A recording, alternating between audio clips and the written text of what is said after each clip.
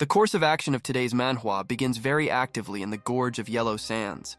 We are watching a girl who is chasing some kind of reptile monster. Next, this waifu, while running, begins to use her spell called Frosty Wind Blades to try to stop this monster who is running away from her. But immediately after the girl attacks this huge reptile, she turns back to strike this girl, catching her by surprise. While this girl is actively fighting with this huge monster, we are watching a man who is resting not far from the battle site. He is wondering where this stupid woman came from here. The guy in front of us is called Wei Suo.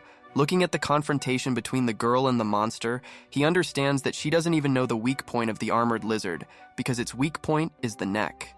Continuing to watch the battle, the guy thinks that if these two scales could be so easily taken and destroyed, then they would not be worth 3 spiritual stones. But despite the fact that this girl did not understand at all how to fight this armored lizard, the guy still could not take his eyes off this waifu. After a couple of moments, the guy concluded that if you don't take into account that this girl's clothes are egg white cosplay, then she just has a great figure.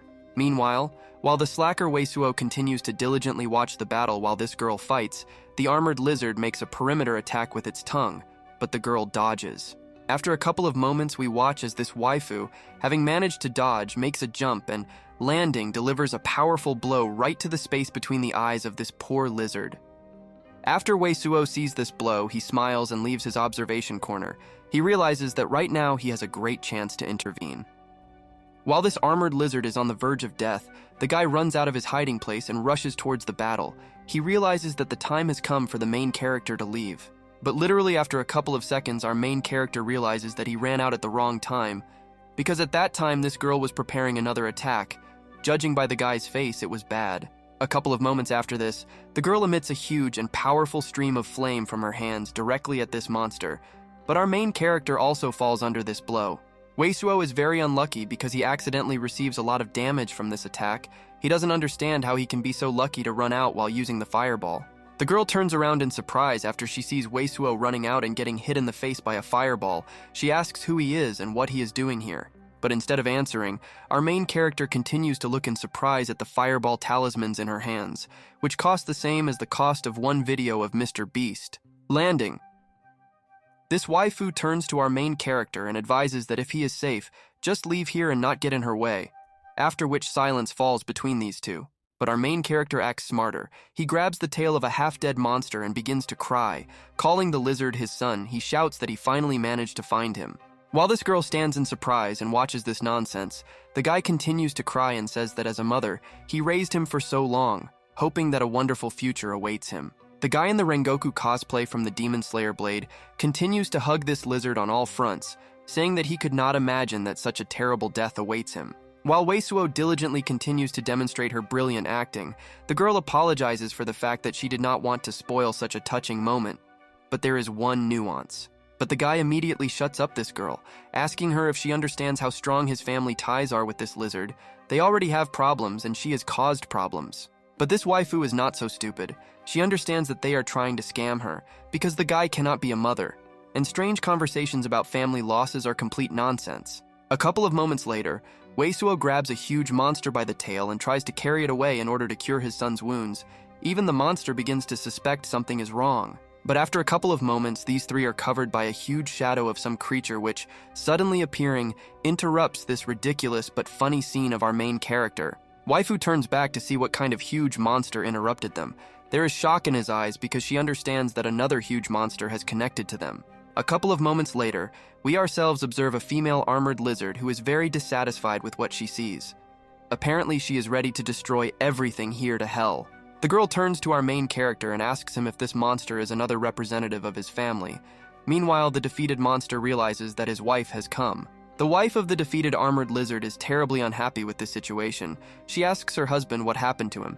If she just growls, people don't understand her. The husband of this huge armored lizard tells his beloved that apparently he is very close to leaving this cruel world. After a couple of moments, this armored lizard completely runs out of strength and falls to the ground, finally telling his faithful wife that he loved her. After this lizard saw her own husband die before her eyes, she looked at these two people and accused them of the fact that all this happened because of the leather bastards. Releasing the tail of the dead lizard, the guy tells the huge lizard that he just touched the beautiful tail of her beautiful husband, because his tail is as large and excellent as he is. After a couple of moments, this lizard woman opens her huge mouth and starts running after her husband's killers. She wants this woman to feel what it's like to be a widow. Next, we watch our main character, who again gets hit for the company. He runs as fast as he can and shouts to this stupid woman so that she doesn't run after him. Despite the rather quick escape of our main character, this lizard does not intend to stop the chase because the longer he runs, the more fun this chase will be. This huge lizard begins to catch up with our main character. She invites him to visit her humid and warm home. Weisuo continues to shout that there is no point in chasing him. After another couple of tens of meters of escape, our main character begins to reach for his fanny pack, saying that he has no other choice but to resort to this. Next, the guy opens his bag and pulls out some kind of golden ball, which is a talisman. He didn't want to use it, but he had no other choice. Even though Weisuo only recently bought this talisman and had to use it, he transferred it from one of his hands to the other in order to use it. Immediately after the golden ball reaches the second hand of our main character, he strikes with his hand, thereby activating its magical properties. After the guy hits this ball, it breaks into pieces, and the golden energy of Jojo's Haman is released from it, which envelops our main character.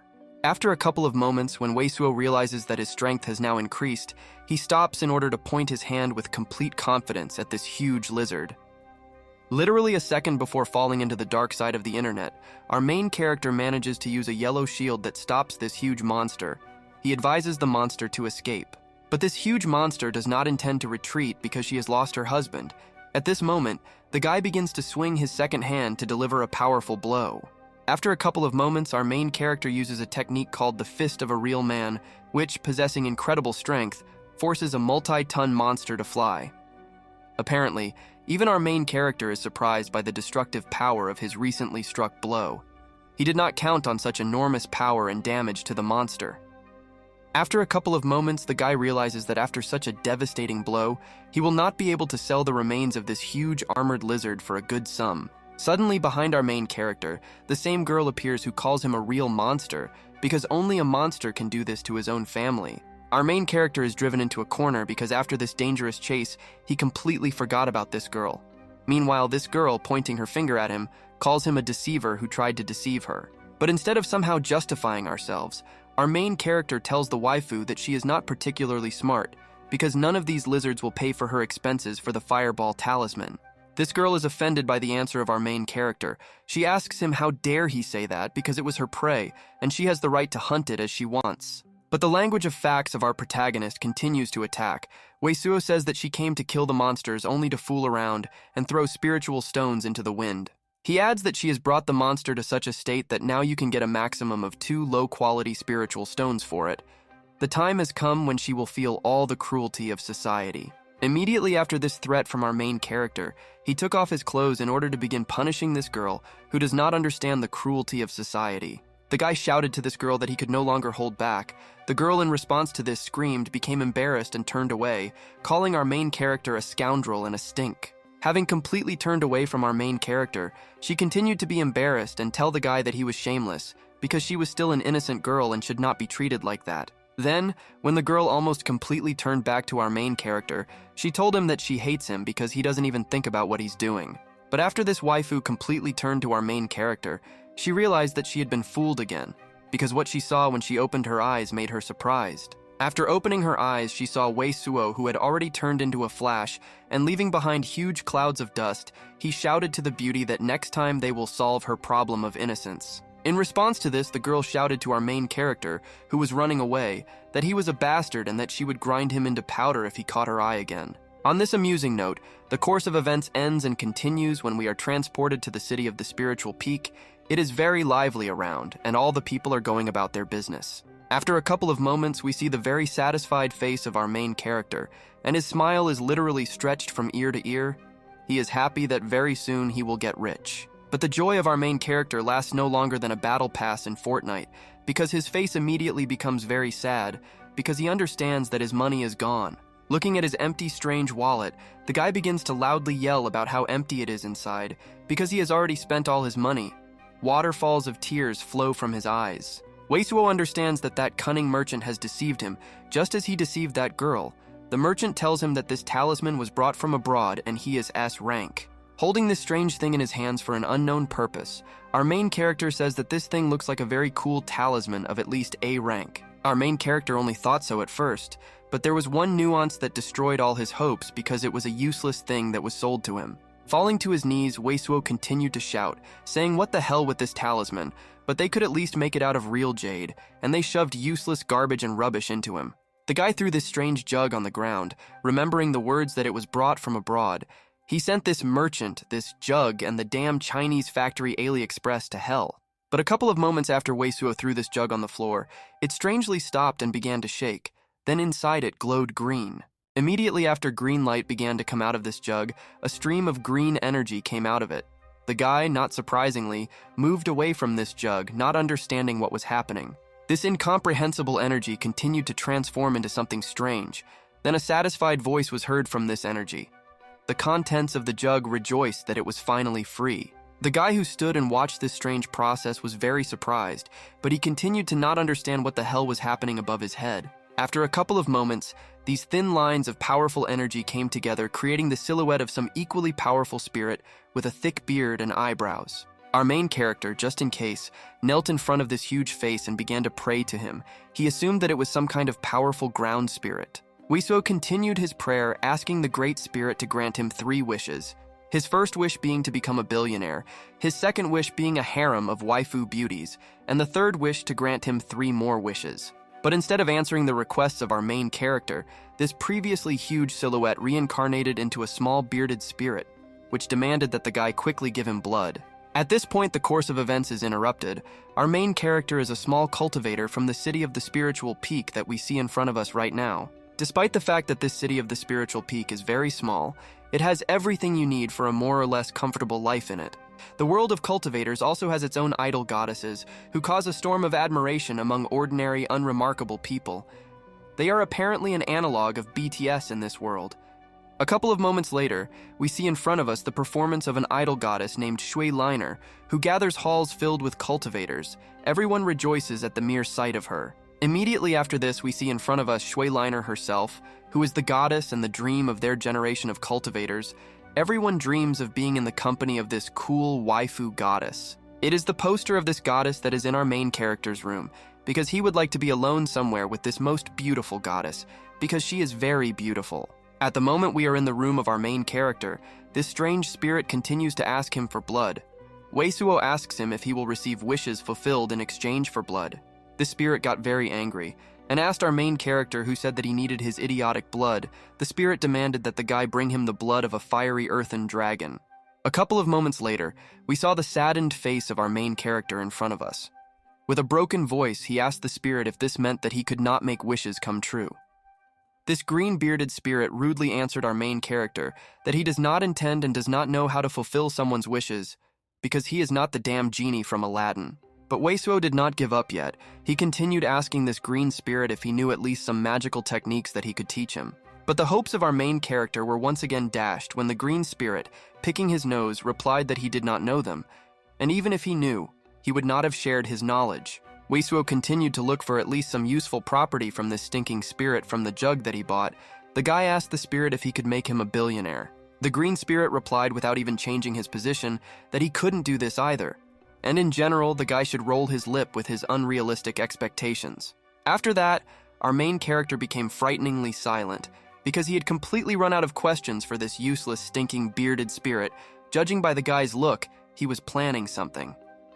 A couple of moments later, the guy again used his extremely frightening but extremely effective trick associated with the rapid disappearance of clothes. Seeing this bearded green spirit as expected, our main character was very surprised and tense. He asked the psychopath opposite him what he wanted to do with an ordinary old man. Standing in front of this defenseless spirit, the guy asked the spirit if he was really interested in what he would do with him, since he could not do anything. Then why did he behave as if he were Sigma? Next, our main character, standing in front of this bearded old man, told him that he does not have the blood of an earthen dragon, but he has his own apple juice, which he is ready to share. Before receiving our protagonist's dose of apple juice, the old man once again demanded the blood of the fiery earth dragon from our protagonist. A dose of juice was already approaching him, but the guy was very surprised after he saw the reaction of this very strange green grandfather, whom he had just bathed in his urine. This terribly strange grandfather who was imprisoned in a jug enjoyed this magnificent shower. On the contrary, he put his face in response to the stream and enjoyed every drop. The grandfather frightened our main character more and more every moment. The old man, shaking his beard, said that the water was simply wonderful. He felt a feeling of bliss. The old man replied that several thousand years had passed since the first generation perfected him. He had seen all the owners of fetishes, but this was the first time he had seen such an ignorant person. It was he who told our main character that he would not do anything for him. In this case, the guy offered him to eat his chocolate spread. The grandfather refused, saying that he just wanted to drink. After a couple of moments, our main character looked at the jug with a scary face because midges were flying around this wooden jug, which meant that there was not something pleasant there at all. The guy wished the old man a bon appetit, because for him he has a mix of excellent honey sauce, corn, and buns. If he doesn't want to try it, he should talk about his skills. The old man asked the guy what it was. The guy replied that he would never tell him. The old man's face continued to move towards this mass. He wondered if normal people could do so many things. A couple of moments later, a few centimeters remained before colliding with the face of this bearded face. A worm crawled out of the pile and called the grandfather handsome. The spirit believed that he could withstand it. But after there was very little left before the collision with this delicious mass, the old man began to shout that he couldn't do this anymore. He asked the guy to quickly get him out of here. But apparently our main character did not hear, and plunged the face of this useless and arrogant old man into this wonderful mass, dipping his face completely into a wooden bucket. Immediately after this, there was a powerful scream from this green-haired old man, which was so powerful that it shook the entire house of our main character and tore out the roof. Weisuo, standing in front of the old man with folded hands, told him that if he confesses, he will spare him. But if he continues to remain silent, then he will be forced to lick everything, so the choice is his. After this painful torture, this old man finally gave up, telling our psychopathic protagonist that he mastered the technique of transformation. Immediately after Weisuo heard about this old man's skills, he was very happy, because he immediately liked the transformation technique and was overjoyed. Next, our main character cleared his throat.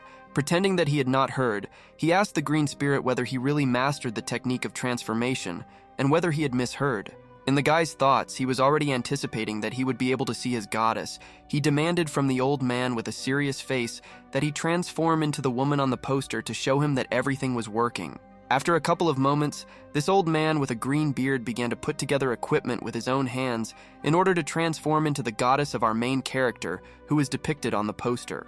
Immediately after this old man used his technique, an explosion occurred and this old man's body was covered with demonic veils. The transformation was completed. A couple of moments after the smoke had partially cleared, we saw the same idol goddess that all cultivators are fans of. She addressed our main character as the owner. A couple of times later, this girl, who was actually a smelly, bearded old man, asked Weisuo if she could play games with him to please him. The guy, without hesitation, gave this girl 2 likes and became embarrassed and blushed.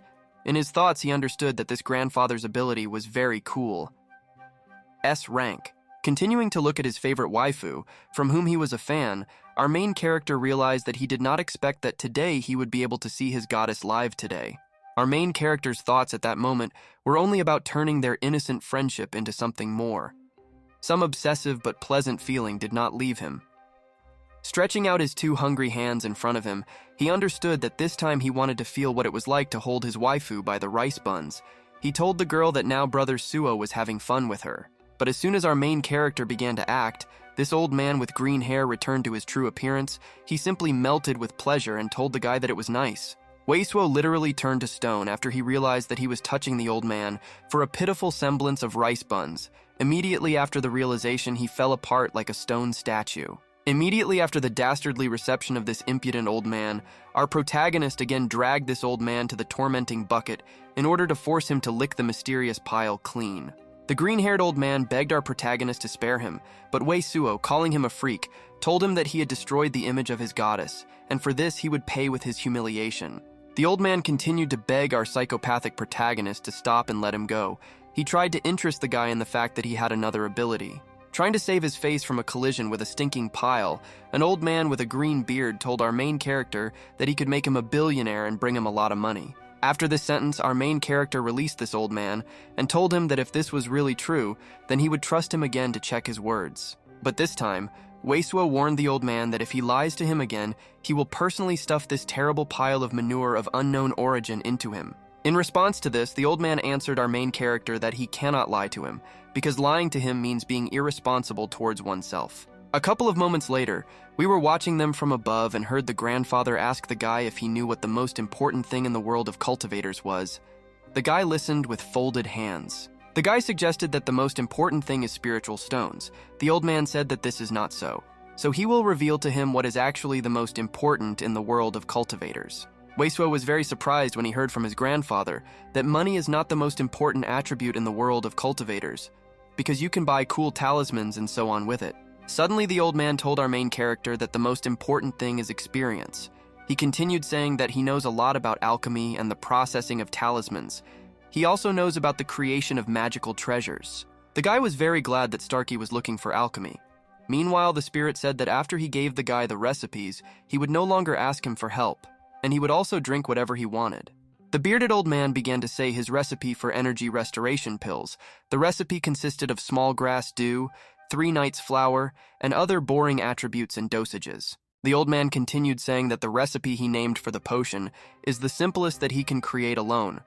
But the guy's face showed that he was dissatisfied, but he hides it under a smile. Then Weisuo turned on the manure feeding mode, put his hand on his grandfather's shoulder, and told him that it seemed he was still hungry, because he was almost sure that this spirit had lied to him again. But the old man was offended by the accusations of our main character. He removed his hand. He told the guy that he was telling the honest truth. He asked him if he really believed him.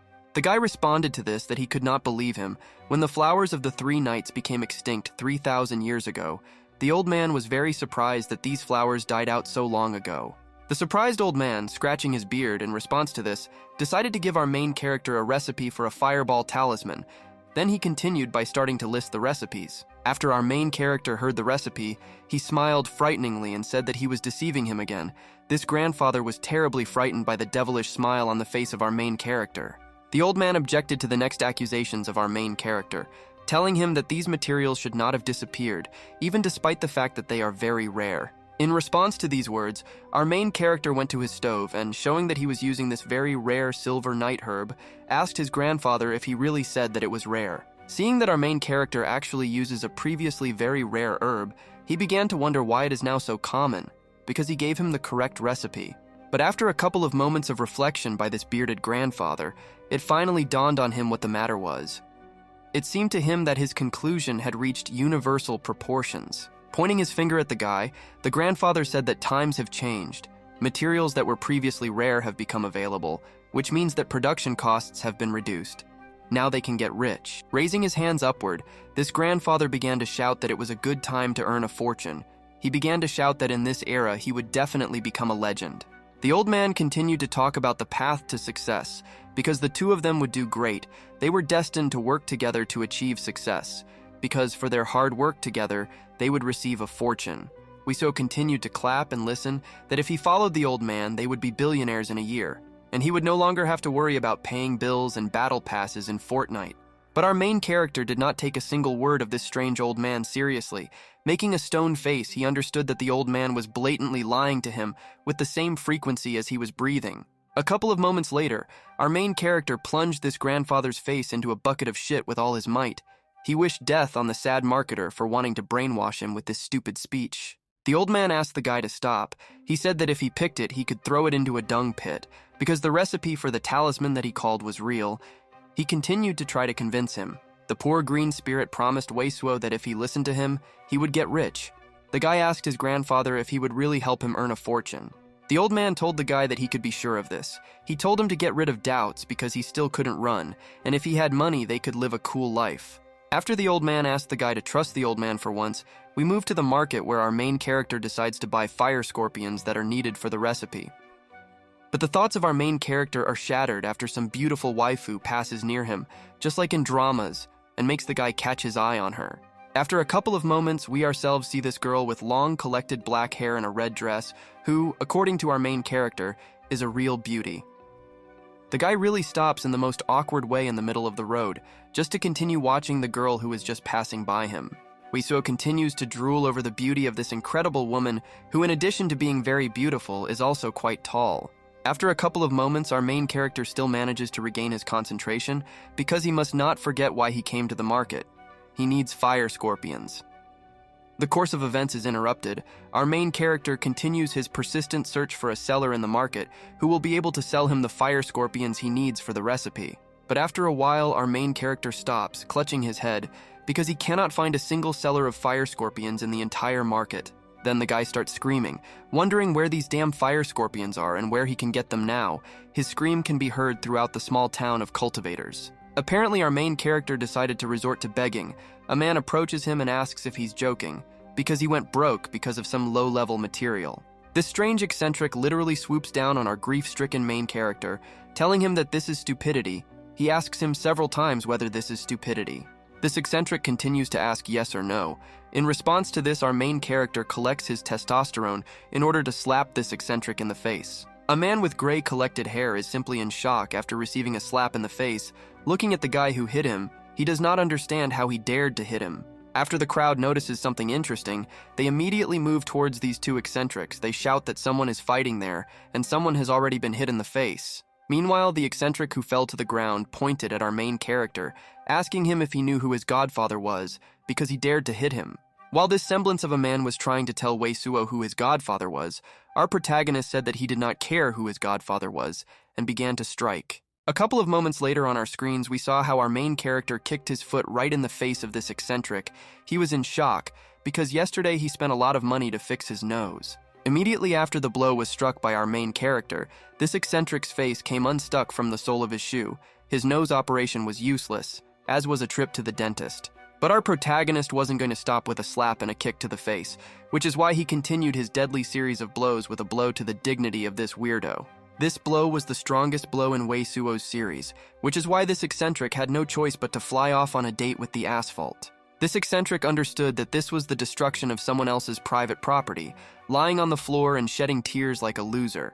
This guy said that this was simply unforgivable, and one should not do this. At this time, the entire crowd stood with their mouths open because they were very surprised that this eccentric flew away several tens of meters after a double series of blows from our main character.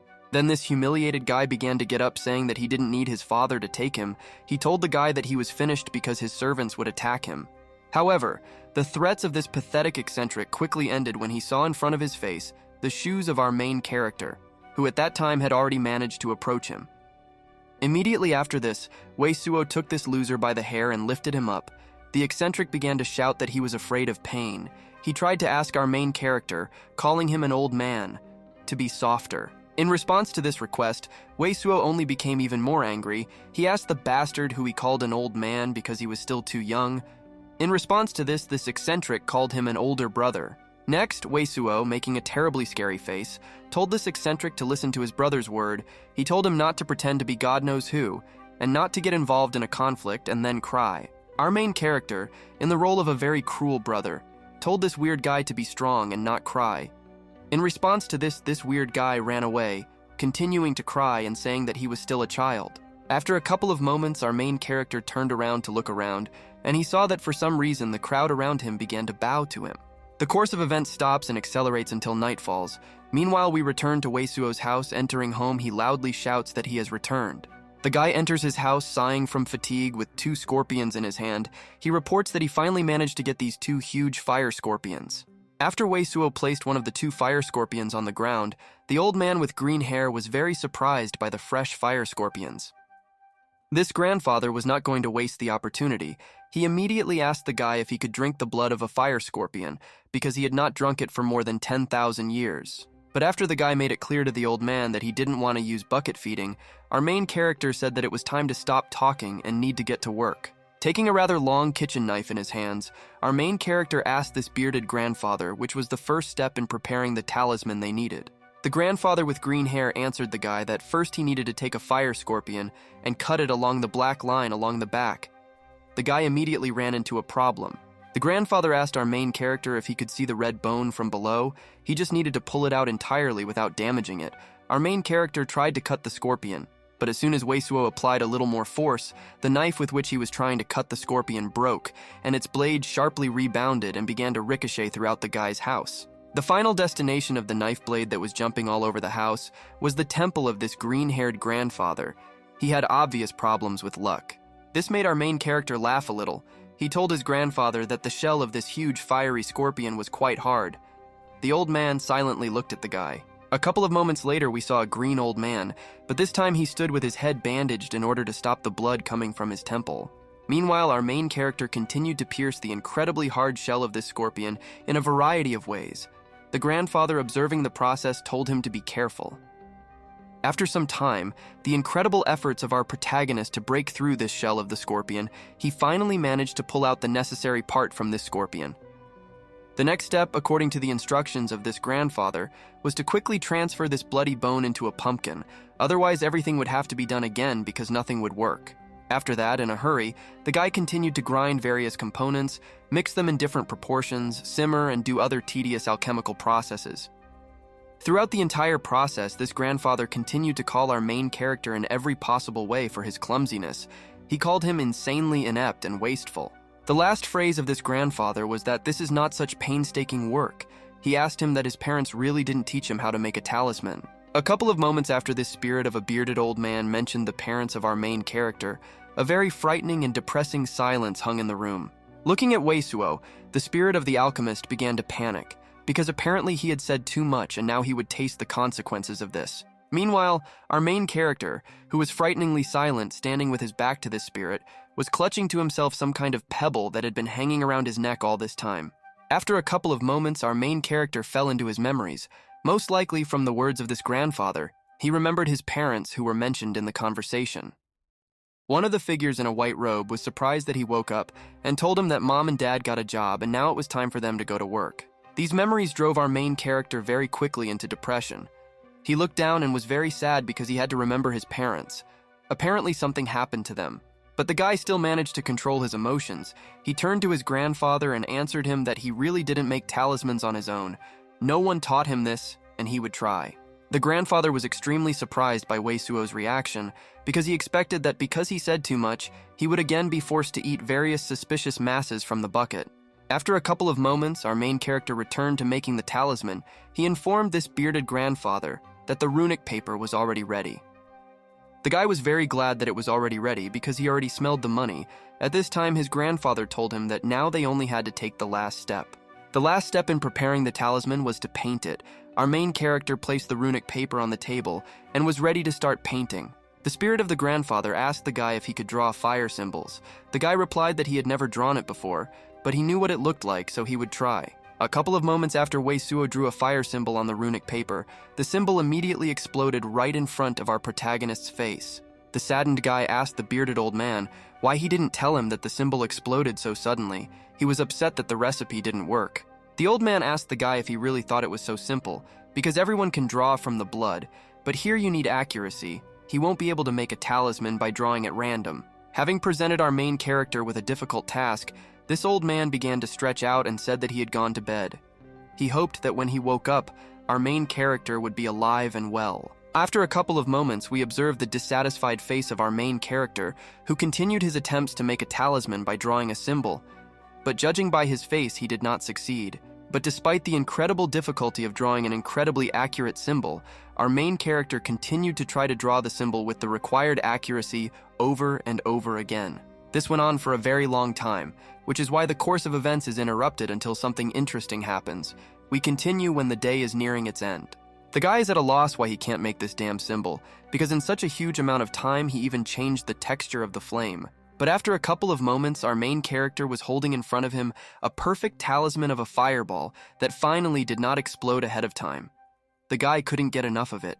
This guy deservedly celebrated his victory, because for someone who had never made talismans by hand, this was a big victory. He couldn't believe that he finally managed to do it.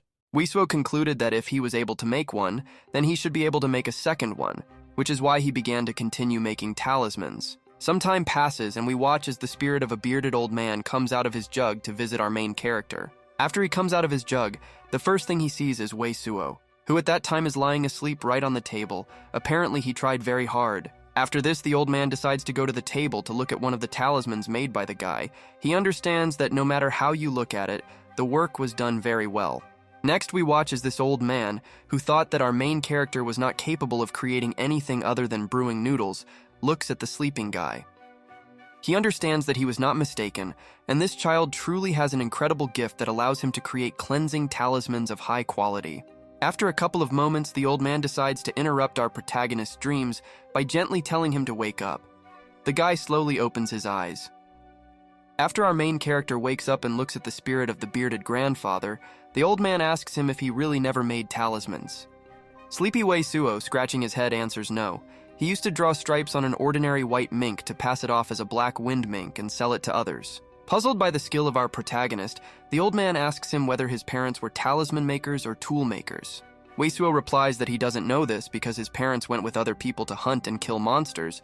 When he was 13 years old, they left and did not return. He asked why he was asking. Next, this grandfather tells our main character to go and try this talisman. As he said, "This is the first level fireball talisman. They will talk about the rest when he returns." Weisuo did not need to be persuaded. He immediately headed for the exit, saying that he would go somewhere safe to try to test his talismans. When our main character leaves in search of a safe place, the course of events is interrupted and we are transported with him to a mountain located outside the city. At this time, our main character, making sure that he is in a safe place, uses his talisman, and a huge stream of flame immediately bursts out of his hands. A couple of moments later, we watch as our protagonist's fireball wipes out a tree, and the cat that was on the tree flies away from here. Looking at the explosion from using the fireball talisman of his own production, our main character is surprised and wonders if the explosion is too powerful. But our main character stops caring about this after just a second. He begins to be glad that the recipe really worked, and that's very cool. But literally a moment later, the joy of using the talisman by our main character is interrupted because he is put in steel shackles. We watch as the guards take our main character away, because the people who saw the explosion gave him up, saying that they saw him fry a tree with the help of a talisman. The course of events ends here, and sometime after the guy solves the problems, we move back to Weisuo's house, where the guy announces his arrival. The old man asks our main character where he has been these few days. The guy replies that he barely touched a street cat and was immediately put behind bars. After the old man turned around, we saw that he was crying because he already thought that he would not return and their project would stop. The guy said that he would never allow this to happen. Next, we watch our main character's funny attempt to stream. He reports that his new debut was not easy. He turns to us and reports that he spent a lot of effort on this chapter. Grabbing the camera, Weisuo says that after watching this video, you need to like and subscribe to the channel. His face is very pitiful and exhausted. But the old man immediately condemned the actions of our main character because he did not expect such a young guy to beg for money for food. He told him that he had no future. The old man immediately continued parodying our main character. He began to say that likes and ratings would increase his ratings. The guy silently watched this parody. Weisuo told the old man that he loved his fans, not dead souls, the Starks, picking his nose, told him that he was a poor man and he didn't even have money for advertising. Having heard a word from this old man, our main character grabbed him by the head and said that he had definitely heard a word for which the old man would have to eat well. Meanwhile, we watch as a couple of moments later, the old man actually went to feast on his favorite dish. He muttered that the generation does not respect old people and treats them badly. After a couple of moments, this bearded old man raised the bucket and looked at the poster and asked our main character who this woman who is depicted on the poster is. The guy replies that this is Shui Linger. She is a disciple of Ye Xuanmen. She has a very strong cultivation base and she is also beautiful. He asked the old man why he asked. The old man replied that he was interested.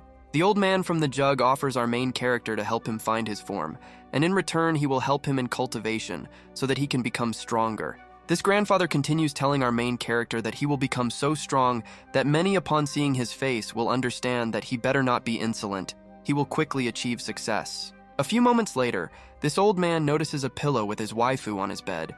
He asks what his generation thinks about when they sleep with pillows in the form of this girl. He continues saying, is it really so difficult to hit on a girl? The guy replies that it's easy to say, because people line up in huge lines just to see her. The old man offers the guy a deal. He helps him gain form, and in return he will help him reach the kingdom of the Golden Core, and with the help of this achieve this waifu, the guy becomes interested. The guy understands that if he can reach the realm of 30 Golden Core, he will become a talented and popular cultivator. He asks the old man if he knows a way that will help him gain a body. The old man replies that his biggest dream is to leave this pot, but without a new body he will not be able to do this, so he gave the guy a piece of paper on which all the conditions for acquiring a new body are set out. Starting to read this piece of paper, the guy understands that he needs to get a stone of 5 colors, the grass of the immortal moon, the fruit of the golden raven, and the third level of the golden core. After reading the list, the guy points his finger at the old man and says that he understood why he agreed to help him reach the kingdom of the golden core, because this level is needed to collect these resources. The old man asks our main character whether he agrees to this deal or not. Our main character, without hesitation, shakes the hand of this old man, agreeing to the deal. Shaking hands, Weisuo continues saying that of course he agrees, because this is a great opportunity for them to become good friends.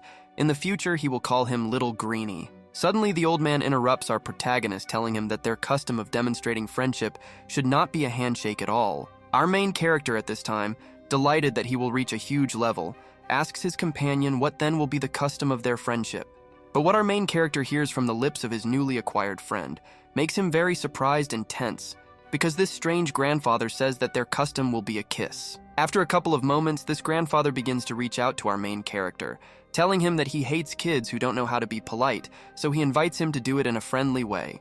But as soon as this disgusting grandfather opens his mouth, a terrible smell begins to emanate from him, which our main hero quickly smells and begins to move away from this grandfather.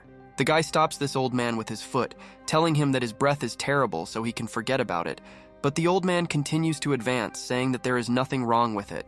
A couple of moments later, our main character uses a technique inherited from the Joestar family from JoJo, using the escape technique, which is how he avoids this situation.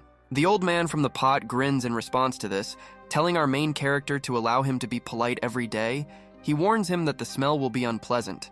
At this point, the course of events is interrupted. Meanwhile, we continue when the course of events moves to full of precious treasures. It is a clear day outside. A couple of moments later, we watch the same girl we saw at the very beginning of the manhwa. Her name is Han Weiwei. At this time, she is worshipping some kind of thing. Immediately after some girl calls Weiwei by name, she turns around joyfully because she sees her apparently beloved sister. A couple of moments later, we see in front of us the owner of the pavilion of precious treasures named Duan Ya. She asks her little sister why she is so upset and who offended her. But instead of answering, Weiwei gets up from her knees and silently rushes into the arms of her beloved sister.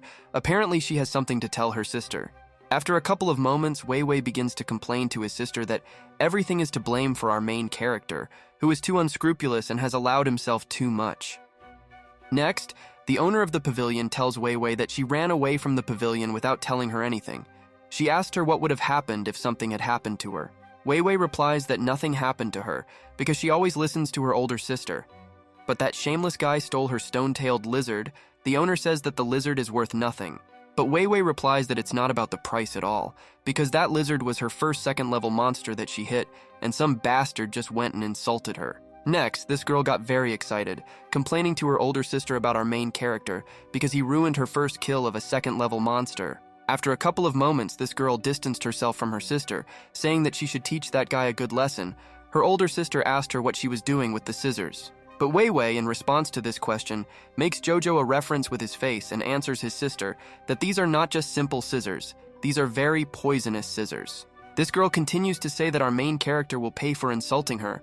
For pretentiousness, she licks the blade of the scissors. Her older sister begins to worry about this. After a couple of moments, this girl realizes that she just really licked the scissors, which she just a couple of seconds ago called very poisonous. Immediately after Weiwei realized that she had just licked poison with her tongue, she grabbed her neck and began to fall to the floor. Her sister rushed to her side to help her. The older sister is very worried about her younger sister, continuing to take care of her. She asks what she has done. Meanwhile, the course of events moves away from this pavilion. After a couple of moments, we return to our main character, who at this moment is wasting away very deliciously with a very unattractive face. This guy's sneeze was not just unfounded. Rubbing his nose, our main character wonders if someone somewhere is missing him right now. The guy remembers his grandfather's words that now his finances leave much to be desired, but he still wants to study at the advanced second-level courses, so he needs to practice spells more. The guy should also earn even more spirit stones through daily practice. To earn spirit stones, he needs to start selling fire scorpions, so he needs to start hunting. At this point, the course of events is interrupted, and we watch as our main character moves to the free market outside the city, where we continue. Our main character is looking for pellets of clear fire. Approaching a random stall, a guy asks if he has clear fire pellets. The merchant asks again and asks why such a handsome guy like him needed these pellets. The guy replies that he heard that someone recently bought fire scorpions, so he would like to go hunt them to put them up for sale. For hunting, he needs pellets. The merchant continues saying that he has come to the right place because the new product in his store is just right for him and new products can be tried for free. The guy replies that he has no money for new products.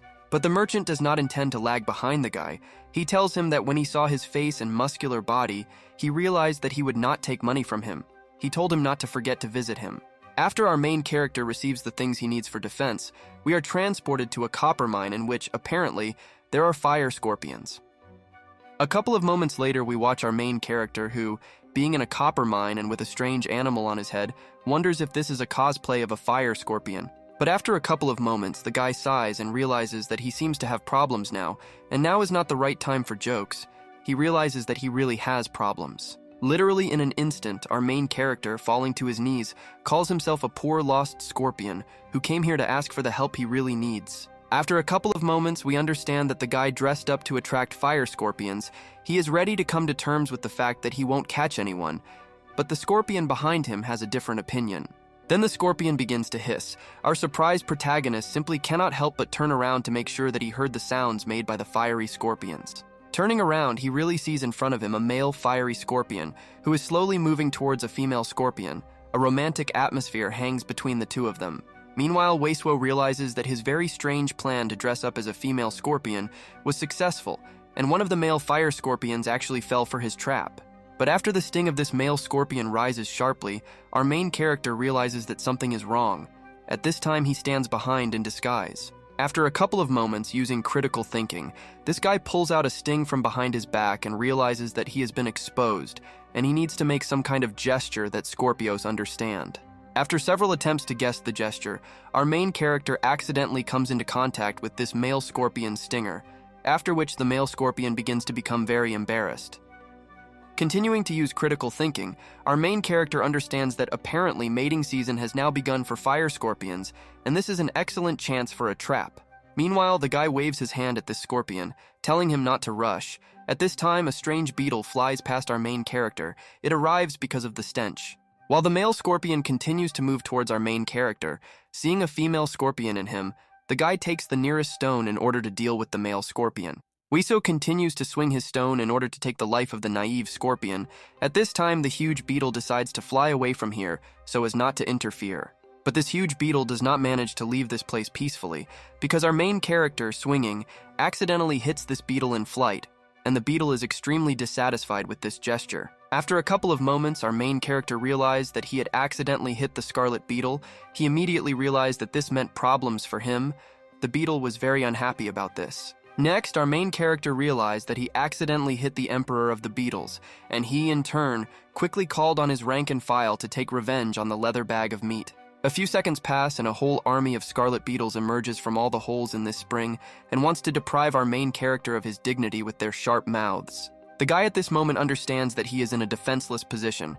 He is in a panic and does not understand what to do in this situation in order to save his skin. But suddenly a fiery scorpion unexpectedly stood up for our main character, whom he was going to brutally kill. He is going to protect our main character from a swarm of scarlet beetles. After a couple of moments, we watch as this fiery scorpion takes a stance and prepares to go on the offensive in order to protect the guy. But this scorpion is not stupid enough to fight off a swarm of scarlet beetles alone, which is why he calls on an army of his relatives in order to protect his love from the attack of the beetles. With every second, more and more fire scorpions appear on the future battlefield and are ready to engage in mortal combat to protect our main character from an army of opponents. We continue to observe from the side how these two armies, being on different sides of the spring, move towards each other in order to meet in the greatest battle. While the battle continues, our main character gets used to the role and runs up to the scorpion who protected him at the cost of his life. Kneeling down next to him, he begins to worry about him. A couple of moments after our main character approaches a scorpion lying on his back who has already left this world and puts his palm on his stomach. Boaua further says that thanks to this fire scorpion who died protecting him, that thanks to his valiant death, he will be able to make enough fire talismans. The course of events is interrupted, and we are transported back to the house of our main character. The surprised grandfather asks the guy how it was possible to get so many bones of fire scorpions in one go. Boaua replies to the green grandfather that he was just very lucky to meet a flock of fire scorpions who began the slaughter for the female scorpions, and he just waited until they finished the fight to take the body. But the grandfather did not believe in such an absurd story. He asked him if he was taking him for a fool, Be that as it may, he did not advise him to go out and sell fireball spells. Boaua was surprised and asked his grandfather if they made talismans for sale. His grandfather replied that if they sold large quantities of amulets, it would attract attention. Any of the sects would want to take possession of it. After this, our main character will immediately be taken into slavery and forced to work overtime, and the green old man will never see him again and their joint business will end. But after a couple of moments, a brilliant idea came to our main character's head. He asked his grandfather not to worry about it, because a brilliant idea had just come to his mind. On this note, the course of events ends and we are transported to the city market in the daytime. The crowd at the entrance is discussing some rumor, but some do not yet know about it. They are all discussing some case about how someone was very lucky to find a whole bunch of fire talismans. Many do not believe in this because you need to be really lucky to find such a thing. After our main character watched the reaction of the people, he realized that his acting made all the people in the city market believe in his nonsense about finding talismans. Many people from the crowd at the city market, inspired by this incident, were also going to test their luck. Our main character actually used this method. At this moment, everyone in the city knew that our main character had allegedly been lucky enough to pick up a whole bunch of fireball talismans, which meant that his sales would be successful. After this conclusion of our protagonist, the course of events moves and accelerates when it is late evening. We continue in the house of our protagonist. At this time, our main character is delving into the huge amount of money that he managed to earn thanks to his brilliant move. He has never earned so many spirit stones. The guy immediately decided that thanks to his wealth, he had become rich, and now he has more chances to go on a date with his beloved waifu and not get rejected. But the grandfather interrupted our protagonist's dreams of a date with Sigma Mommy, saying that he needed all these spirit stones for his cultivation. He shouted to him to immediately start training.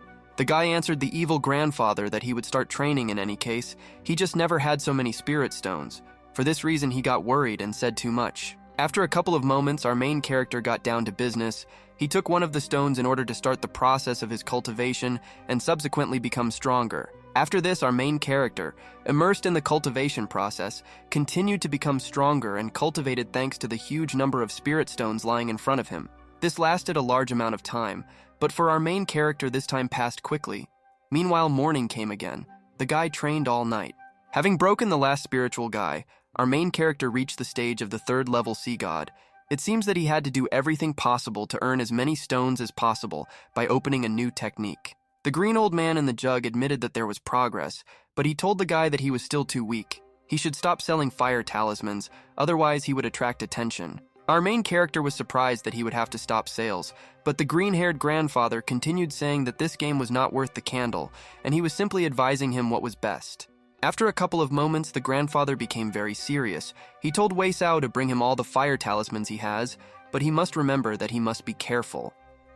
Immediately after this, our protagonist went back to the market to take all his fire talismans to bring them back home, according to the instructions of this grandfather. The same merchant, who was on extremely good terms with our main character, waved his hand and thanked him for his patronage. He did not forget to tell the guy to come again. While the guy continued to return home, he was thinking why this green-haired old man was telling him to be careful because nothing was happening. Suddenly, someone from the crowd of people said hello to our main character. Some suspicious guy asked our main character if they could talk in private. The guy didn't understand what he should be afraid of because he has neither money nor popularity. Suddenly, our main character suggested that the green-haired old man was afraid that he might be stolen. The man who called our main character understood that he was not only deaf, but also blind. But after a couple of moments, Weisuo still noticed this man with white hair. He asked him if he was interested in spirit stones. Our main character turned around inquiringly. After a couple of moments for safety, our main character took this man somewhere around the corner and told him that now it was safe here and he could talk. The guy was ready for anything. A couple of moments later, a huge muscle man appears behind the man in white who asks his colleague if he has found the right person. The white-haired one replied that it is difficult to find such a cultivator. Our main character immediately assumed that they were trying to drag him into something, which is why he tried to run away from this place as fast as he could. He shouted to these two that he would not go anywhere with them.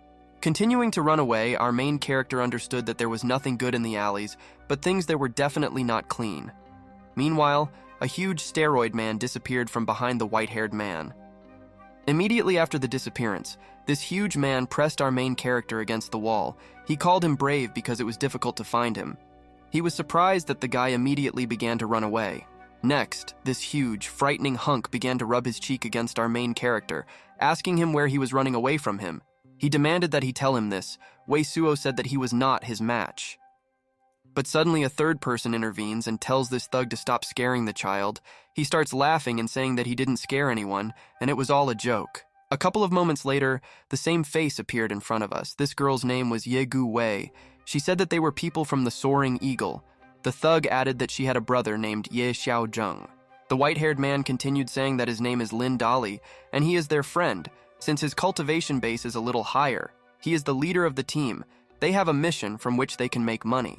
That is why they turned to our main character, because they thought that it would be safer to take another additional person with us on this mission in the person of our main character. The white-haired man continued saying that he noticed Wei Suo when he was buying the second-level Golden Ice Talisman and the Heavenly Ornament. These things are clearly not weaklings, so he walked over. Our main character, making a face in his own manner, replied that if he had to work tirelessly for pennies, then he was not interested in that.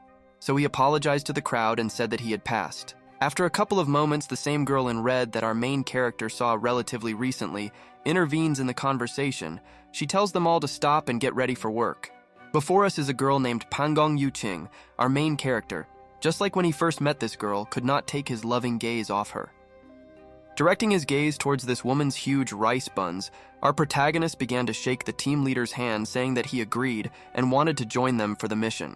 Immediately after our main character joined this group of people, they were going to go on missions on which they could earn a decent amount of spiritual stones. After a couple of moments, the course of events is interrupted, and we are transported when this group is next to a mountain of winding vines. This group of people continues to move somewhere. Wei Suo, who is walking with them, does not take his eyes off this beauty. Looking at her, he thinks whether this is a chance given by fate itself so that he can take advantage of it. After a few tens of meters, the girl in red reports that they are almost there, so she tells her group to be careful and look around. The guy is afraid that they might get lost. This group of people continues to move deeper and deeper along this path leading somewhere. Approaching some cave, they are surprised by the amazing clarity of this place. White-haired asks our main character if he wants to go. Wei Suo replies that this is not so. He just doubts that they need to enter through the main entrance, because there might be a monster there. The girl in red reassures her group by saying that as far as she knows, this is the shortest path and there definitely shouldn't be any monsters there, but it's up to them to decide whether to go from here or not. After a couple of seconds, our main character, smiling suspiciously, asks the white-haired man if he will enter through the front entrance. He replies that he definitely will not go through the front door, because only decent people will want to go through the front door. With the help of an intellectually made decision, this group of people decide that they will not enter through the front door after all, so they begin to descend. They need to be prepared to meet monsters. After a few tens of meters, this squad encounters a hole. The thug says that this hole is too small and he will not be able to crawl into it. Wei Suo and the white-haired man look into the hole. After a couple of moments, our main character, looking contentedly at the thug, tells him that the main entrance is looking forward to him. The thug replies that he is big but not a fool.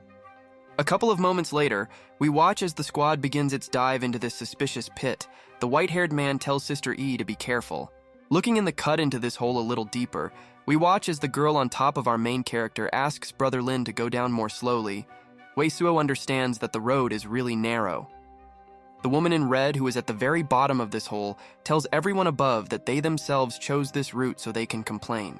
Meanwhile, our main character realizes that he has been making too many talismans lately, so his body has become a little weak, and it is quite difficult for him to continue going down. In addition, the view that our main character gets of the waifu from above makes it very difficult for him to maintain concentration. He cannot take his eyes off Nangong Yuqing. Continuing to enjoy the view, our main character tells the girl that no one complains about this path.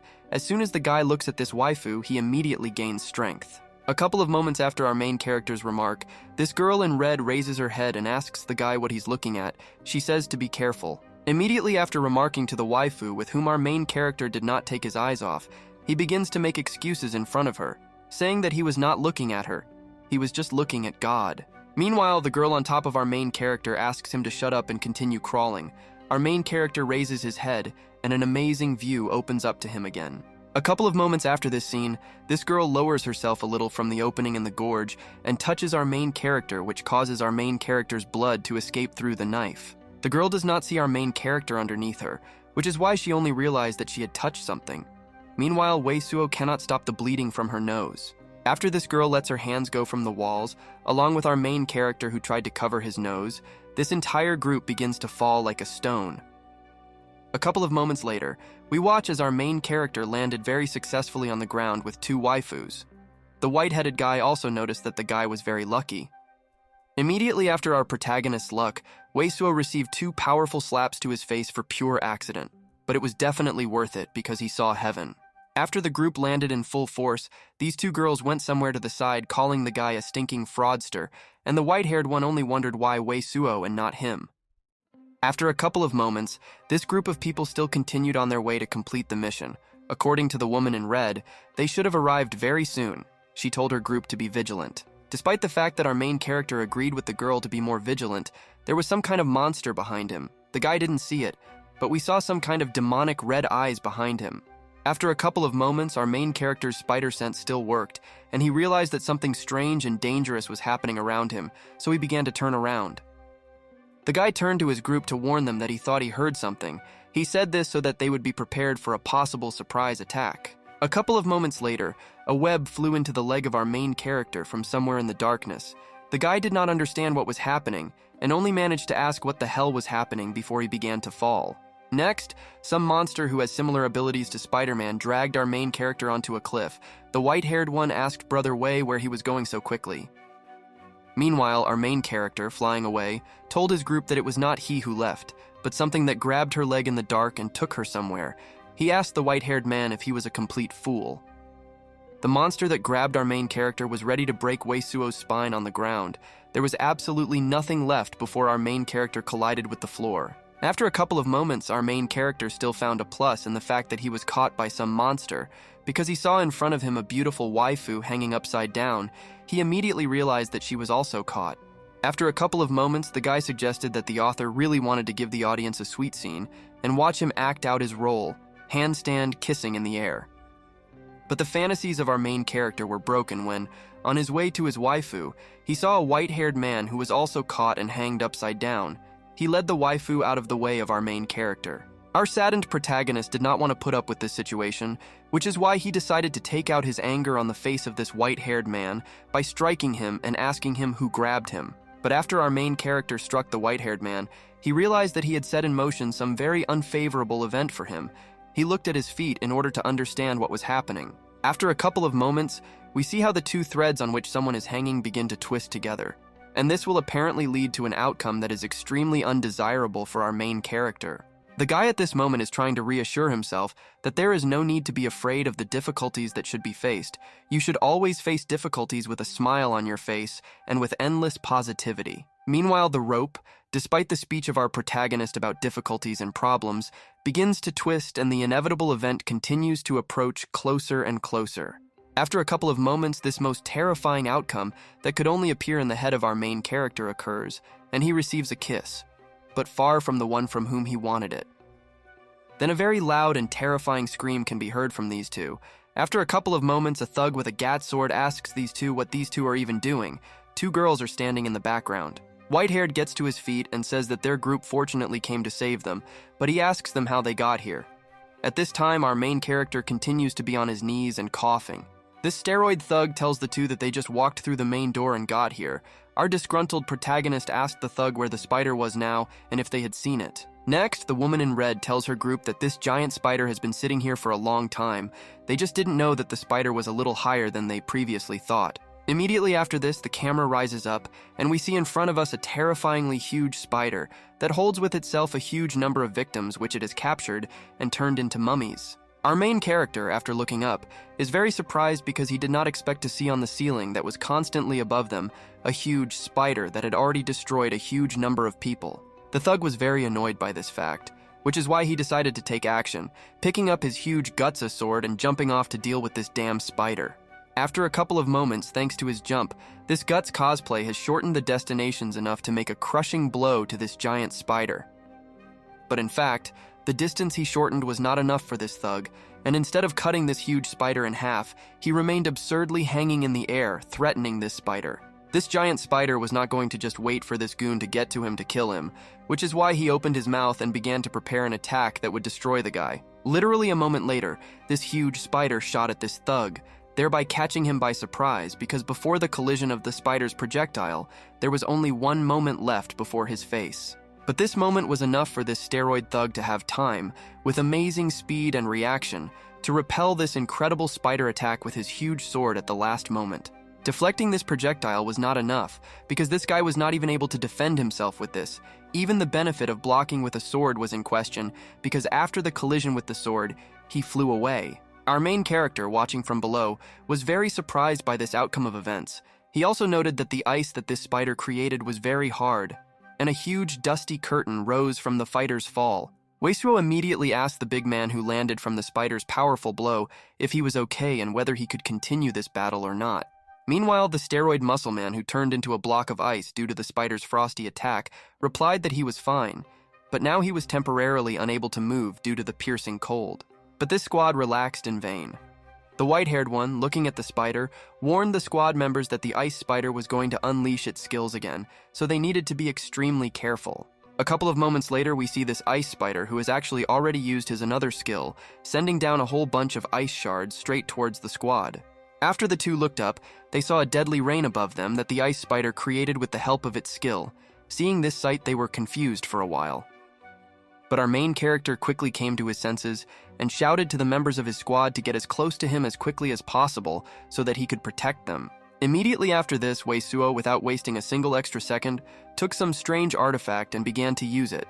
Apparently, this was supposed to protect them from this deadly rain. After Weisuo prepared his item, he immediately used it, creating a huge force field in his hands that was supposed to protect him and the members of his squad from the approaching icicles. Looking up, our main character was convinced that the power of his object and the force field was enough to hold back the attack, in addition to the icicles on their carrion and the corpses of past victims of the ice spider. With every second of using the jade pendant, our main character realizes that the jade pendant that he bought recently was very useful to them. Despite the fact that our main character saved this squad with his resourcefulness and quick reactions, the woman in red standing under protection said that she could not just stand and wait for her death. That is why, after a couple of moments, this waifu began to summon her magical weapon. She instructed Weisuo to protect the wounded members of the squad and leave everything else, including the spider, to her. Immediately after this, Sigma Mommy summoned her twin magical blades in both her hands. She began to look at the spider that was above her head. After this girl built a plan of action in her head, she rushed from her place and began her run towards this huge spider. Her squad members asked her to be careful. Our main character was simply shocked by the incredible speed of this girl, because at the moment of her run, she could match the speed of many modern cars, which was simply amazing. But the reaction to this woman's attempted attack from the ice spider was not long in coming, which is why the spider directed its ice beam at this Sigma Mommy to deal with her. But instead of freezing just like the thug from her squad, she jumped onto this ice beam and, thanks to her incredible speed, began to climb up this beam towards the spider. Then we watched as this woman with her twin magical daggers was closing the distance with the spider more and more every second, and after just a couple of seconds, she was nearby. Immediately after this girl closed the distance to this spider enough to make a strike, she delivered 2 blows that shattered the beam of this ice spider into smithereens. After the ice beam of this spider was destroyed, this girl was not going to stop. She made a double jump like in the games in order to take a more advantageous position above the spider. Taking an advantageous position thanks to her amazing mobility, this girl began to gather her energy around herself in order to use her destructive technique called the light beam. A couple of moments after performing the technique, a ray of light performed by this girl in red, we see how this giant beam easily hit this huge ice spider, causing colossal damage to it. Like all cool characters, this girl in red did not look at the explosion she created. Instead, she went into free fall towards her squad members who were waiting for her below. At this time, the members of her squad were terribly surprised because what they saw was amazing. Her cultivation base was magnificent, just like herself, and besides, she was so strong that she solved the problems with one blow. After this terribly cool girl landed from a great height, she asked her squad what they were talking about. At that time, a huge carcass of an ice spider fell in the background. After a couple of moments, it became very dark around, and in this darkness, we saw only a white flag that someone was raising above his head, thereby showing that he was surrendering. This someone was the previously powerful ice spider who caught the squad that was in front of him by surprise. Meanwhile, our main character was wondering why suddenly everything around him became dark. Closing his eyes from the strong stream of light that blinded Weisuo's eyes, he asked himself only one question that was not related to the topic. He asked himself what a lighting engineer does. A couple of moments later, we saw something strange and very absurd. The spider, which had previously been defeated, stood up on its paws like a human and began to dance, asking someone if this was an excuse after parting. While our main character did not understand what the hell was happening right now in front of him and his squad, 3 spiders continued to dance strangely and sing some kind of song about parting. There were more and more spiders, but they all danced equally well and sang that love will make everyone happy, but it also brings suffering. The shock of our main character who watched this ridiculous scene knew no bounds. He did not understand why these damn spiders had changed so much. He generally did not understand what was happening in front of him. After a couple of moments, our main character realized that right now in front of them were those same legendary ice thread spiders. Almost everyone from this squad was terribly surprised except the woman in red. This squad understood that very soon they would be in the most difficult battle they had ever been in, and Weisuo understood that this whole situation was guaranteed to lead them to nothing good. Immediately after this remark, a simply terrible picture loomed in front of this squad as 5 huge, terrifying spiders were aiming at them and charging their ice rays that were capable of freezing. A huge, muscular man with an equally huge sword told our main character that he would find a gap in their defense, and at this time he must continue to protect the rest of the squad. But they are stopped by the same girl in red who interrupts them and says that it is too dangerous, so they should not engage in battle with these spiders. Next, this girl with a ponytail tells her squad that it was she who brought them, so she has to deal with this serious group of opponents. Meanwhile, she is holding some kind of artifact in her hand. After a couple of moments, this strange golden-colored magical weapon begins to hang in the air and glows very strongly. Observers assume that it is some kind of magical weapon. The light that comes from this weapon, the girl in a red dress, is so bright that they are forced to cover their eyes with their hands so that this light does not blind their eyes. After a couple of moments, these ice spiders began to move towards the members of this squad in order to quickly get rid of them. Meanwhile, the girl in red continued to summon her magical weapon. Meanwhile, when the woman in red's magical weapon became ready for use, the girl immediately used it using a skill called a ray of light, but this time with the help of an artifact. This time the beam of light was so strong that after she struck, an incredibly bright golden light emanated from it. They realized that they were not observing the strength of her anger now. But despite the fact that this waifu of our protagonist used the incredibly powerful force of her anger, her face and movements continued to maintain incredible calm. After a couple of moments, due to the use of such a powerful attack, this girl began to bleed from her mouth, due to the fact that she exceeded her strength limit and attacked with superpowers. This girl's golden ray was so huge and powerful that it easily stopped the pitiful ice rays of these spiders and continued to move towards their direction for complete destruction. After this incredibly powerful golden beam reached these 2 spiders, it literally began to wipe them off the face of the earth, because the power was enough to leave nothing behind these huge spiders. The beam was so powerful that after it dealt with these spiders, as if nothing had happened, it continued its trajectory, destroying everything living and inanimate in its path. A couple of moments after the incredibly powerful light beam that even dissipated the fog ended, in front of the squad there was not a hint of spiders left, and there was a giant footprint on the ground. Immediately after this, the girl began to fall, but she was caught by another girl who asked Sister Nangong if she was okay. She replied that she simply did not calculate her strength and everything was fine. Meanwhile, our main character, squatting with stars in his eyes, looked at the incredible amount of jade that their squad was able to obtain in just one visit to this gorge. The reaction of our main character was very violent, and he began to scream. The thug with the sword told him to stop screaming, because first they must bring it all to the wound and then sell it and divide it among everyone. The group understood that they had not suffered in vain. The white-haired one asked Sister Nangong in red what kind of weapon this was. He added that it was very cool and asked if he could have a look. Hong Kong, sitting on the floor, replied that this is not a magic weapon, but just a fragment of a weapon. She added that she can activate this ability once a day. Apparently, the white-haired one understood. A couple of moments after this guy with long white hair heard the answer of the woman in red, he immediately changed his mood. He said that the limit on her abilities is pity. Then the guy, as if nothing had happened, began to straighten his hair, but his hand was filled with electric magic, and his look also changed very much. Sister Nankong immediately realized that something was wrong. After taking a closer look at this guy and looking at his gaze, she began to understand that she had already seen this murderous look. A couple of moments later, we watch as someone pierces the thug and the good guy of this squad through his magic. This is a real shock because no one expected this. Immediately after the chest of this big guy on steroids was pierced, he had no choice but to fall. We saw the hand that released this projectile. The one who fired this magical projectile, which seriously and possibly mortally wounded the thug, was a white-haired guy. He began to say that he wanted to solemnly declare to everyone who was present here that from this moment, everything that is in the immediate distance here now belongs only to him. This condition also includes the lives of the people who are present here. Our main character was shocked by this turn of events because he did not expect that the guy who constantly walked with them would turn out to be a villain. The villain called the guy smart, but it was too late. The villain continued saying that he no longer intends to pretend, because in fact his cultivation level is the same as Nangong Yu King. That is, he is the 5th level of the Divine Sea Realm.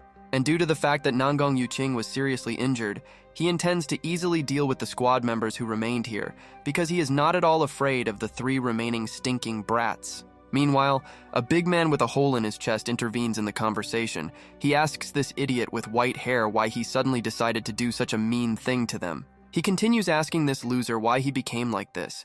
He finds the strength to get up and run towards this white-haired one in order to deliver a strong blow that will lead to his abortion feeling. This man stands by his words, which is why he quickly closes the distance to this freak in order to deliver a powerful blow so that he comes to his senses. He also maintains a through wound. But judging by the arrogant look of this guy, he is not at all going to deal with him for a long time. Instead, he turns to him exhaustedly and asks if he has appeared before his eyes again. Meanwhile, this man is close enough to make a blow, but his fist misses the target because this guy is really much stronger and easily dodges the blow. But the big guy on steroids is not going to give up, which is why he continues to deliver sweeping blows with his fists. But this villain manages to dodge each blow without any problems. A couple of moments later, this white-haired villain with long hair once again dodges the blow and tells this thug that he is too slow to even hit him. That is why this guy with white hair begins to quickly move away from this big guy in order to create a comfortable distance for launching a counterattack on this idiot. Having created a comfortable distance with his retreat, this villain tells the big man and former friend standing opposite him that he is no match for him, and he need not try to oppose him with anything.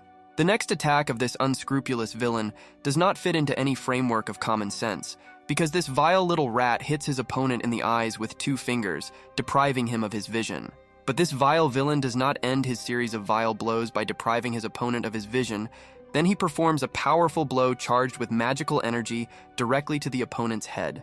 This blow of this vile villain is so strong and just as vile that he takes out the kindest jock's brains on steroids by releasing the contents of his head with the help of a powerful blow. After this vile villain gets rid of the life of this big guy who was the life of the party, he begins to laugh loudly as if he had just literally blown the brains out of the poor man. Everyone around after this is in deep shock and they don't even have anything to say at this moment. In the head of everyone who was around there is not a single thought, because they are shocked by the death of a comrade right before their eyes. This villain decides to just add fuel to the fire by turning to his former squad members. This Griffith on minimum wage tells them that this guy was a weak chicken, so he deserved it. Tears immediately well up in the eyes of the girl in red. She screams the name of this asshole and rushes to him in order to save him from his useless life as quickly as possible.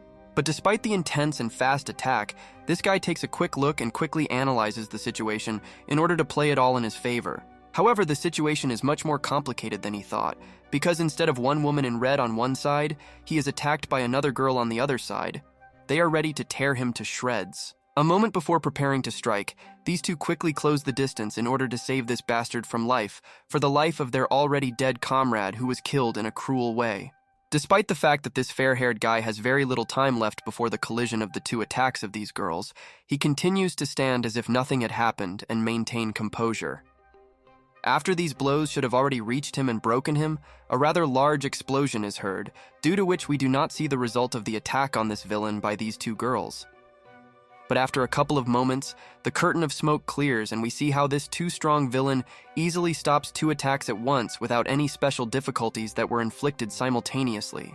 Next, this guy tells these girls that they better not interfere with him and accept their fate, because if they continue, they will face the same fate as a steroid jock without a head. At this time, our main character stands somewhere in the distance and sees only bright flashes of purple lightning. During the battle of these 3, he watches what is happening in surprise. Wei is in a state of shock, so he misses most of the battle while continuing to remain in a state of shock and silently watch the fierce battle taking place in front of him. Looking at the girl in red, who had spent all her strength even before this battle, our main character realizes that she is paralyzed by a lightning spell and cannot move. He loudly shouts her name. Next, we watch the hand of this villain who quickly reaches out to grab the girl in red while her body is completely paralyzed. This villain holds this girl hostage and asks Brother Wei if he wants to save this beauty while becoming a real Sigma hero, right? Continuing to hold this woman tightly, he continues to provoke our protagonist into a rash attack. He invites him because he knew that he was interested in Nangong Yuqing. But this share continues to say that such a beauty should only be with such a strong man like him because he deserves her, and such a low-level cultivator can only dream of such a girl. Despite the very tense situation, our main character can still maintain self-control for some time, but after the words of this villain, the guy clenches his fist tightly. This villain keeps trying to provoke our protagonist by telling him that the weak will always be weak and nothing in this world will be able to change that, so he can't deny it. But Wei Suo continues to maintain his calm, despite the enormous anger that he is trying to restrain himself. He continues to maintain composure and silently look at the floor. The villain continues to inflict moral damage on the guy, showing him the middle finger and saying that he is a loser who did not become a cultivator, so he should return home and not disturb him. After a couple of moments, our main character says that he is also a villain just like him, because he was also looking for an opportunity to enjoy these beauties. But he did not expect that he was also a villain who managed to crush them. This confession of our main character greatly shocks this guy with long hair. He is shocked that Wei is also a villain. Meanwhile, the girl understands that she must beat him to death. Next, the guy approaches this white-haired guy and tells him that he learned a lot in Liuxia Alley, so he can show him a lot of tricks that he should learn. Our main character hugs this white-haired guy, telling him that if Brother Lin doesn't mind, then they can start warming up. He invites him to choose one of two beauties and start. In response to this, Brother Lin squeezes an imaginary rice bun and says that there is nothing to choose, and he wants to get all the beauties. Our main character says that he will give in to him. Meanwhile, our main character approaches two waifus and, addressing the villain as a boss, tells him that now he will show him a couple of tricks, thanks to which he can make the process more enjoyable. Revealing his muscular chest to the girl in red, the guy says that first of all you need to approach the girl and reveal your feelings. The girl is going to kill him if he dares to take off his clothes. A couple of moments after our main character shows these girls something unusual, their reaction is not long in coming. They say that what they saw is incomparable and impossible. Our main character continued to use his trick. He asks two young waifus if they like it, don't they? The girls continue to be surprised by something. Even after Wei directly asks the ladies standing in front of them if they like what he shows, the left one answers that it's simply amazing, and the second one continues to look in surprise. An awkward silence hangs between the two villains. The first villain asks Brother Wei if he's finished. Our main character, putting on his clothes, replies that he's finished and will be back now. After a couple of moments, our main character, clearly planning something, tells his supposed brother that the waist workout is completed. Meanwhile, the villain tells our main character not to slow down and continue. Meanwhile, after our main character manages to distract the real villain, he approaches these two girls and tells them to listen to him if they want to live. The guy continues saying that they have the opportunity to escape, but the reaction of these two waifus in response to this is clearly ambiguous, because they still do not understand what his plan is. Meanwhile, these two waifus begin to go to the main villain. The guy shouts after them that they should take care of Boss Lin, because otherwise they will both regret it. As these girls continue to walk towards this guy with white hair, he addresses them as beauties and tells them to come to them. Meanwhile, he loosens his grip on his belt. After one of the beautiful waifus begins to approach the villain, who has already begun to pull his pants, he tells the girls to undress him and start playing. At this time, these two stunning wipes pretend that they are not at all against playing various games with this villain. The guy tells them to go closer to him and not stand like a pillar. But instead of approaching this weirdo who really thinks that at least one girl on this earth will play games with him, the girls start counting to 3. A couple of moments after these two finish reading to 3, a huge explosion occurs and the two girls who were standing opposite the guy begin to jump to the sides. Facing the explosion, this guy asks our protagonist if he still wants to fight to the death. He suggests that it must have been difficult to hide the fireball talismans. Meanwhile, two girls who are on the ground continue to remove this scoundrel's pants. The guy shouts to them that now is not the time to undress. His face at this moment is difficult to describe. After a couple of moments, the consequences of using the fireball talisman reach this scoundrel, and the fire begins to slowly but surely get closer and closer to the villain. This bastard tells our protagonist that he shouldn't have forgotten that he had a protective amulet all along, so there's no point in trying to resist him. In response to this remark from this villain, our main character takes out another talisman for using a fireball and says that in this case he will try to use the charm again. This time, after using the fireball talisman by our protagonist, the projectile fired hits this scoundrel accurately, and this time he receives a large amount of damage. A couple of moments after our main character fires a projectile at this loser, two girls raise their heads and, looking at the huge, fiery explosion, realize that our main character has succeeded. After the haze from this huge, powerful explosion develops, we see a hand raised up which belongs to the barely alive after receiving the villain's fireball. This guy, being simply in a terribly deplorable state, repeats twice that he is very angry, and it is for this reason that he is forced to take the lives of everyone present today. A couple of moments after this remark, lightning strikes him from this villain, which charges his powerful attack, at which time he directs his charged hand towards our squad.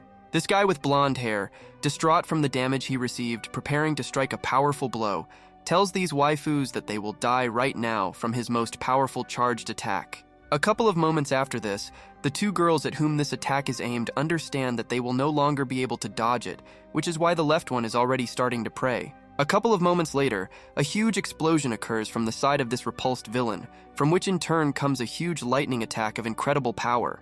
But our main character manages to save two waifus from his back, using his jade amulet once again. He tells his opponent not to forget that he can stop his attack. After the attack of our squad's rival ends, our main character tells the girls that it is their turn to attack. He tells the two waifus to use his talismans. A couple of moments later, we watch as these three, rapidly closing the distance to their common rival, are about to use three powerful talismans at the same time.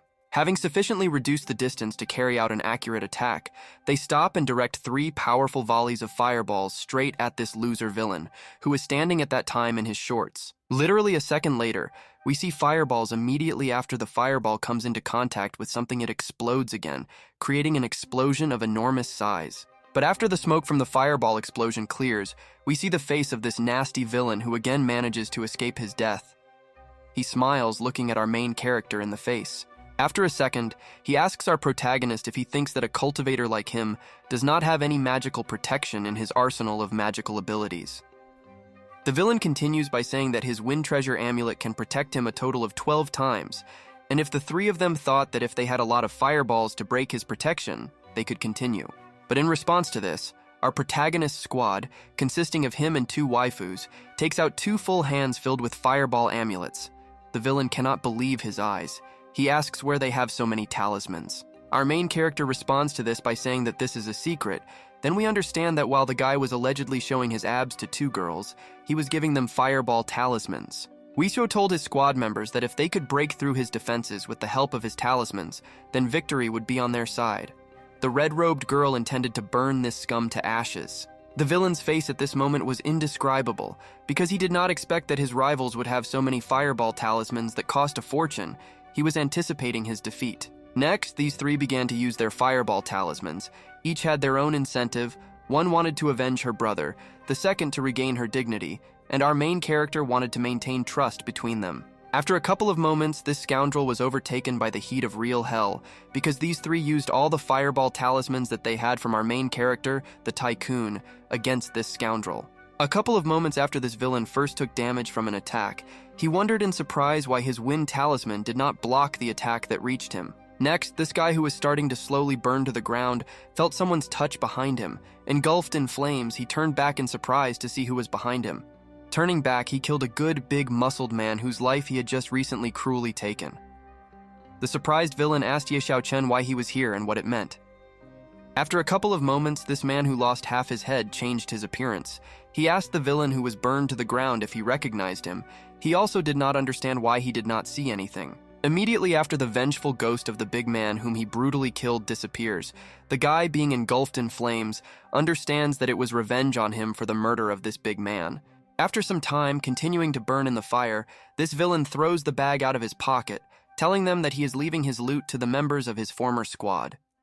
Continuing to burn, he tells the squad who is opposite him that he lost his life in this place, so now they are even.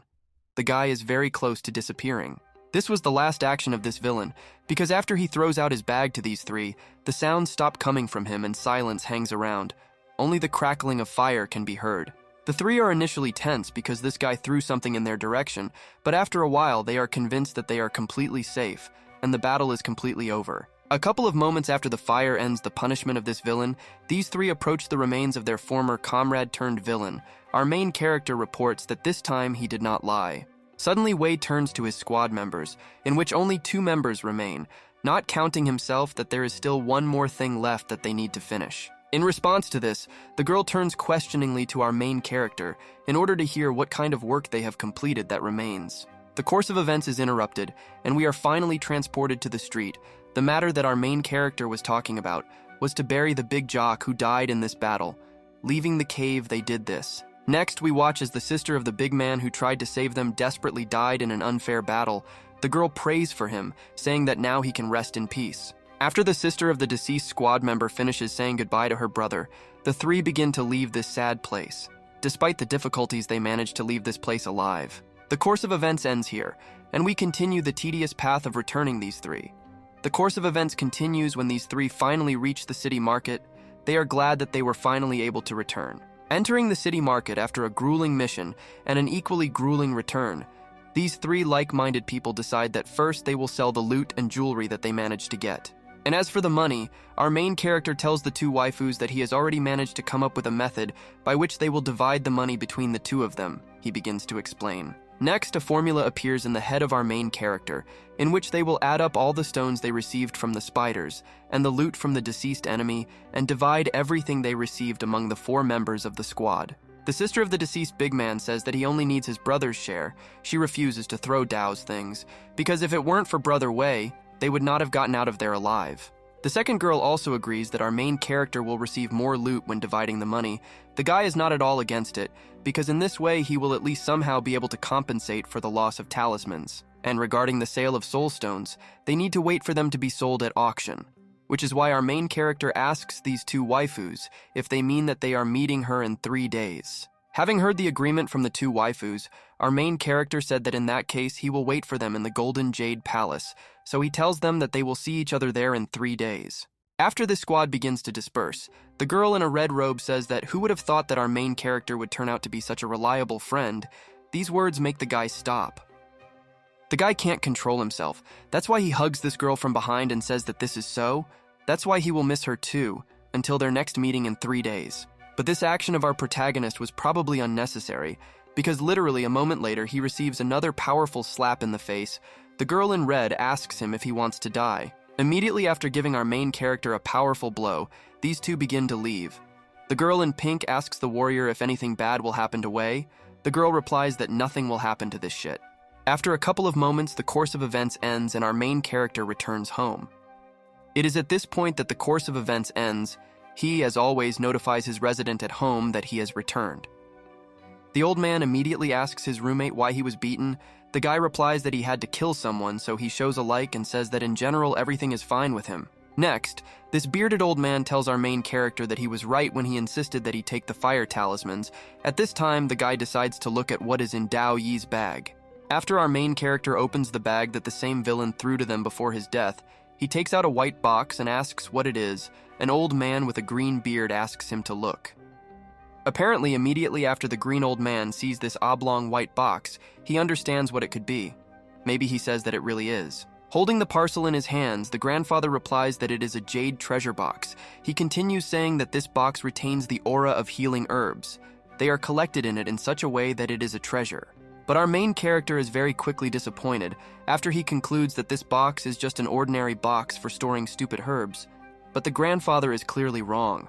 The old man continues saying that the guy is a stupid idiot, because after collecting some herbs and demonic pills, their spiritual energy dissipates, or after killing a beast, the energy dissipates, so these boxes are necessary. The grandfather continues by saying that every self-respecting cultivator always has several of these boxes with him, because they are necessary in order to preserve the value of many cool resources.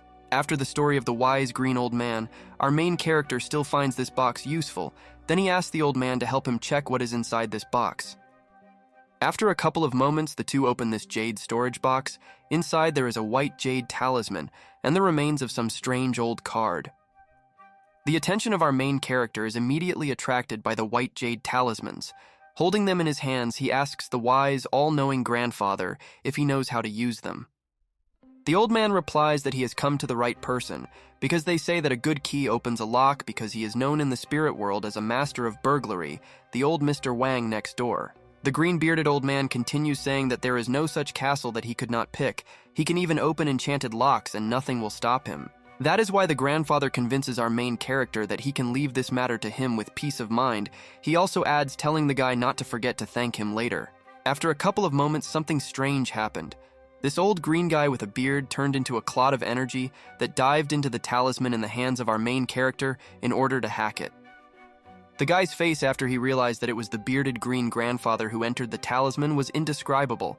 Apparently, he was both very indignant and surprised. Moving inside, we saw this green grandfather who was standing in front of a huge door. He could not help but admit that this forbidden entrance was quite large. He told the talisman protector to go out. A couple of moments later, this bearded green old man was surprised because as soon as he mentioned the protector of the talisman, someone's predatory eyes appeared from the fog and looked at him. The old man was surprised after some spiritual animal in the form of a wolf attacked him. He wondered whether now the talisman guards were really unworthy even of human form. But the old man immediately made the face of a gigachad and realized that despite the fact that the spirit of a wild animal was against him in the role of a protector, he would definitely cope with it without difficulty. After a couple of moments possessing incredible charisma, this grandfather stopped the black wolf who a second ago was ready to tear him apart, calling him his younger brother. He reported that he did not even give a welcoming speech. Next, this old man began to look down on the black wolf, crunching his fists. He said that as the eldest, he would not be merciful, so he would make the keeper of the talisman die. A couple of moments later, the two were transported to the old Mortal Kombat in which the old green Starkey told this stooped dog to try to attack him. He was expecting an attack from his opponent. After a couple of moments, a battle began between these two, and the two began to rapidly close the distance in order to show each other who is the boss here, daddy. But literally after a few seconds, the grandfather realized that his opponent was greatly superior to him in strength, which is why he resigned himself to the fact that very soon he would go to bed knocked out. Immediately after this bearded old man lost to the inner guardian of this talisman and was thrown back into the real world, our main character, surprised, asked his grandfather how he was doing. Instead of answering our main character, the grandfather replied that he simply could not lose to this mongrel, which is why he, without further ado, began to return to the talisman in order to have a rematch. The course of events is once again transferred to the inner space of this talisman. Standing once again in front of the keeper of the talisman, the old man realizes that the time has come to use all his strength. Between the confrontation between these two, the second round begins. The Mortal Kombat interface reports that the battle is starting, but instead of rushing into battle, this strange grandfather immediately falls to his knees. The eccentric begins to say that he is also a dog, and they are brothers by blood. If he does not believe, then he can show the document. The dog in this scene looks smarter. Moreover, the dog is a League of Legends player because he pings to the ground. Meanwhile, the bearded green grandfather continues to diligently disgrace himself in order to prove to the dog in front of him that he is also a dog and they are blood brothers. In response to this, even the dog will experience a complete overdose of cringe. She is so surprised that he simply cannot believe his eyes because she just experienced an overdose of cringe. After this old man realized that he was unable to inflict physical damage on this talisman keeper, he began to inflict moral damage on this dog, continuing to pretend to be a dog, causing moral damage. However, the plan of this poor green-bearded old man was not crowned with success, and for the second time after all, it was the dog who once again won the victory by biting the head of this old man. The old man thought that it was due to the lack of cosplay. Immediately after the old man was thrown out of the inner space of this talisman, he immediately returned inside to carry out revenge, but this time with a cosplay with him. The confrontation between this strange old man and the poor keeper of the talisman continues again. This time the third round begins. The old man is confident that this time he will easily win. Immediately after this green-bearded man appears in front of this dog, which is clearly tired of looking at this damn strange old man, this time he took advantage of the transformation. After the smoke from the transformation cleared, we saw in front of us the canine version of the old man. He understood that there was a slight difference in style, but he was sure that this was enough to trick the dog around his finger. The old man continued to be confident in his cosplay. Looking at the dog who was experiencing Spanish shame, he realized that he definitely looked like a wolf, albeit a little strange and special. Continuing to watch this dog walk around this grandfather, he understood that he had to hold on until this guardian recognized him as his own. But the dog began to doubt. After a couple of moments, this dog decided to begin the most important procedure of recognizing its relatives. It approached the anus of this grandfather in order to make sure by smell whether it was the dog in front of him. Judging by the reaction of this huge wolf, he clearly liked the smell, and he looked at this grandfather in the guise of a dog with a completely different look. He wondered what kind of strange atmosphere had formed. Yes, this dog really began to do what you thought, and no, she did not play Fortnite Lego on maximum difficulty. The grandfather began to shout that he was also a man, and this is fundamentally wrong. A couple of moments after this, information began to come out of our protagonist's phone. The guy admitted that this old man was really useful. The secrets of cultivation became known to him. Immediately after the old man came out of this talisman, he immediately hid in a corner of the house because he had lost the meaning of life. Meanwhile, the guy was enjoying a huge amount of cultivation secrets.